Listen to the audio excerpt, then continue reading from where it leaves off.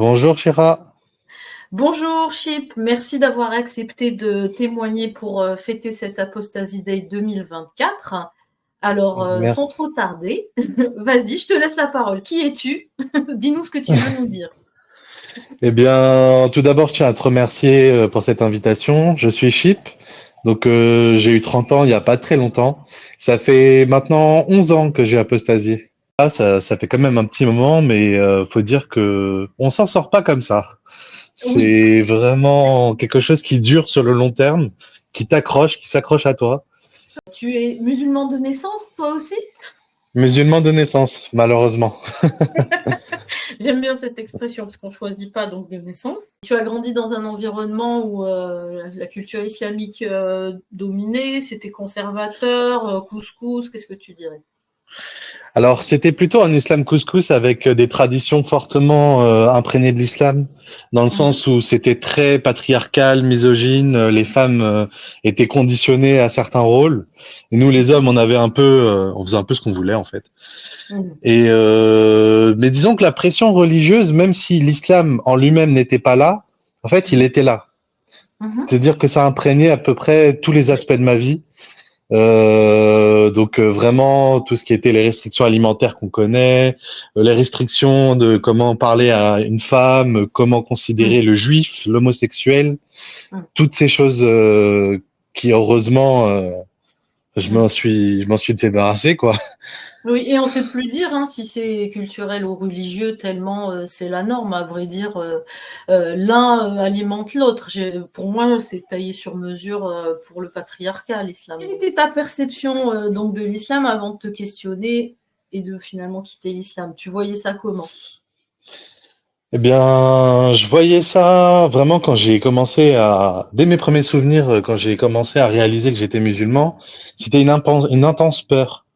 C'était Mhm. véritablement quelque chose qui te prenait aux tripes dans le sens où il fallait véritablement que tu suives les préceptes, même les petits préceptes qu'on t'apprend quand t'es enfant.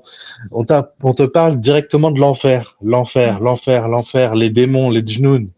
Et Mhm. donc forcément, quand t'es un enfant, t'es terrifié quand t'es tout seul dans le noir, quand Mhm. tu marches du pied droit ou du pied gauche pour aller au WC, par exemple, enfin des trucs Mhm. complètement débiles, mais qui font sens pour nous. Ça a été véritablement un rapport de terreur, d'amour profond par la suite, mais de terreur avant tout. Donc c'est vraiment dominé par la peur, quoi. Pour toi, avant le questionnement sur la religion, il y avait cette peur qui était là, en filigrane, toujours. Tout à fait. Mhm. C'était viscéral, c'était quelque chose qui prenait aux tripes.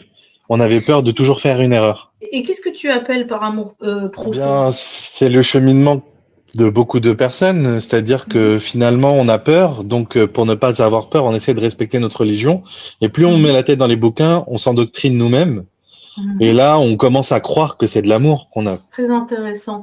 C'est vrai qu'on remarque ce paradoxe, en tout cas chez des personnes qui défendent beaucoup la religion, de dire des choses qui normalement suscitent l'effroi, en te disant c'est une preuve de sagesse, une preuve d'amour immense. Et donc toi, tu expliques ça par ce processus, en fait. C'est-à-dire que pour te débarrasser de ta peur, tu lis pour rationaliser, c'est ça? Oui, non seulement pour rationaliser, mais après, moi je parle pour moi, je faisais ça aussi parce que je savais que Dieu m'écoutait. Donc Oui. moi j'avais ce genre de discours, je disais oui, Allah c'est que de l'amour, la religion c'est uniquement de la paix, de l'amour. Vraiment j'étais à fond dans les préceptes, mais au fond de moi je sais que j'y croyais pas du tout. C'est comme si j'avais un flingue sur ma tempe Mhm. perpétuellement. Oui, tu le répétais, en fait. C'est quelque chose de mimé, en fait, mais pas ressenti. On ressent pas la... Tout, Moi, je me souviens pas avoir ressenti l'amour, en tout cas. Et dis-moi, alors, qu'est-ce qui a commencé à te questionner ça a cheminé, ça a été rapide. Tu disais en intro que c'est pas simple. Est-ce que tu peux nous en dire plus? Alors, disons que mon apostasie, elle a été très rapide. Elle a pris 6 mois en tout et pour tout entre les premiers doutes Mhm. et l'apostasie réelle. J'avais 19 ans exactement. Mais 18-19 ans. oh là là, je suis tellement contente quand les gens ne perdent pas trop de temps, je suis ravie. Donc 19 ans, toi, t'apostasies en 6 mois. Dis-nous ça, s'il te Ouais. plaît, s'il te plaît. Eh bien, c'est simple. J'ai du mal à me figurer exactement quels étaient les premiers doutes déterminants, mais il y en avait quand même pas mal. Il y avait des incohérences. C'était surtout les incohérences dans la foi et même dans le concept de Dieu, d'un Dieu qui te juge, un Dieu qui décide pour toi et qui a déjà décidé ce que tu allais faire, mais par contre, Mhm. il te teste. Enfin, il y avait pas mal de choses dans ce genre-là, comme aussi le fait que tu saches quand que tu vas en enfer ou au paradis dans la tombe, dans les tourments de la tombe, puis tout à coup, pom, ça a disparu. Tu es dans le jugement dernier, tu as peur pendant 10 000 ans. Il y avait plein de questions comme ça que j'avais, et je posais mes questions avec mes amis musulmans, à mes amis. Ils me disaient Allahu A'lam, Allahu A'lam. Mhm. Mhm. Ben, au bout D'accord. d'un moment, quand personne n'a de réponse, tu finis par quitter, tout simplement. Donc toi, c'est l'absence de réponse, en tout cas convaincante, parce que des réponses de bricolage, il y en a. C'est une hikmah, c'est une sagesse. Il faut bien souffrir sur terre pour être. Voilà. Et ça t'a pas convaincu. Et toi, à 19 ans, Pas tu du te tout. dis j'arrête. Ah oui, totalement. Puis je découvre Majid Oukacha à peu près à la même époque, donc ça n'aide Mhm, pas. mhm, Enfin, mhm. moi je le remercie infiniment, mais vraiment ça n'aide pas, hein. Mais disons que mon Justement. apostasie, elle était facile. Mhm. Oui, oui, oui, oui. Mais d'ailleurs, c'est vrai, c'est pas ça le plus dur. C'est de vivre avec les conséquences après. C'est pas de décider simplement que on n'est plus. Exactement, Justement, ça exactement. m'amène à la question que je voulais te poser après. Moi, j'ai appelé ça le prix à payer dans le réel. Alors, qu'est-ce que tu pourrais dire par rapport à ça?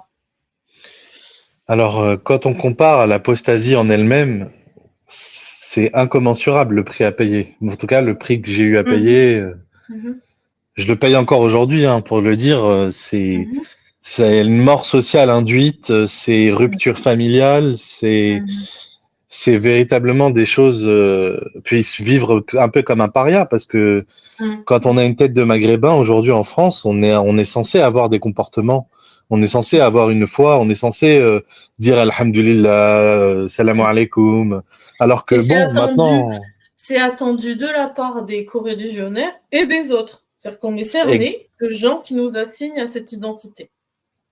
exactement, c'est très paradoxal parce qu'il y a beaucoup de personnes non religieuses qui sont là en train de me dire, mais qu'est-ce que tu fais? C'est Ramadan, c'est Ramadan.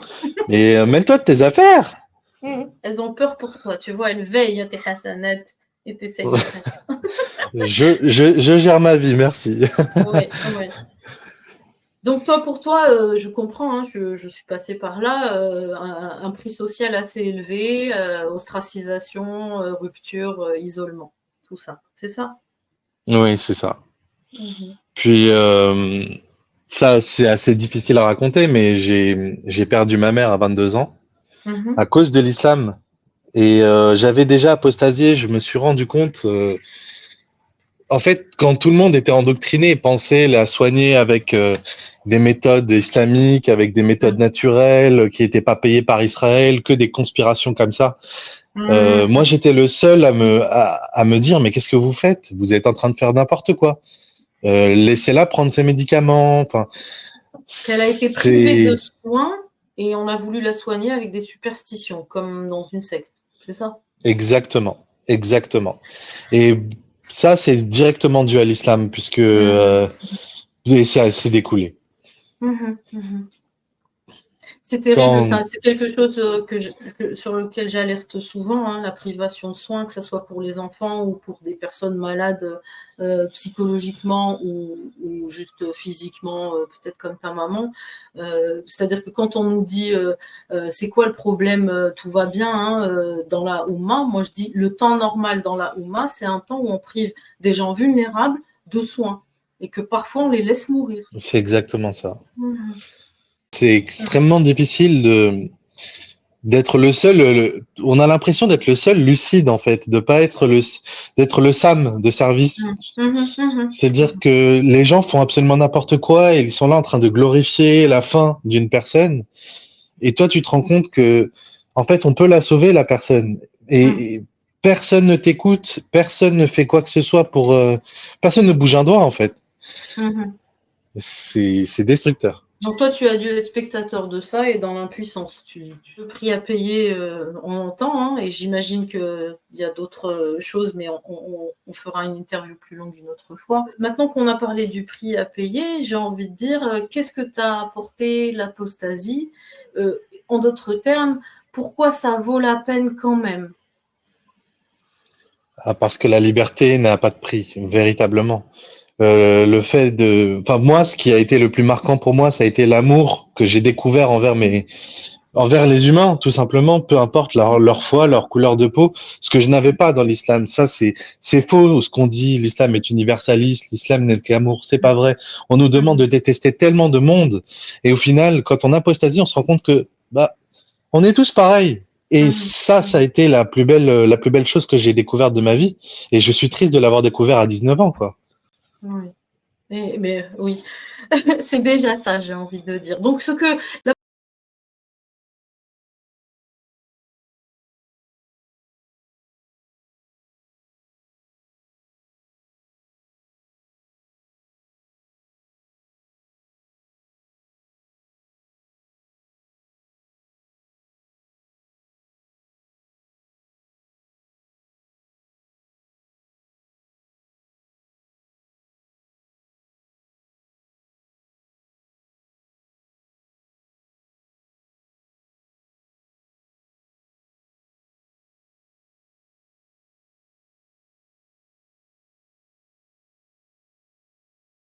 l'apostasie t'a apporté, c'est l'amour, on va dire. Est-ce qu'on résume comme ça?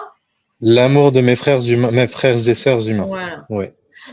Alors, avant qu'on finisse, un mot pour le futur? Un mot pour le futur, et je suis avec attention ce qui se passe aujourd'hui. J'ai l'impression que notre voix est entendue, que notre existence est reconnue. Ces 10 années, pour moi, ont été comme une traversée du désert, intellectuellement et spirituellement, même si je suis athée aujourd'hui. Là, ça me fait vraiment très plaisir de voir ton initiative et celle de tous les autres qui peuvent apparaître par-ci par-là encore tous les jours, dans le monde arabe, dans le monde francophone, dans le monde anglophone. Et donc, j'espère que notre voix va être entendue et reconnue à sa juste valeur et que des gens n'auront plus à subir ça. Amen. Merci beaucoup, Chip. Merci à toi, merci beaucoup pour l'invitation.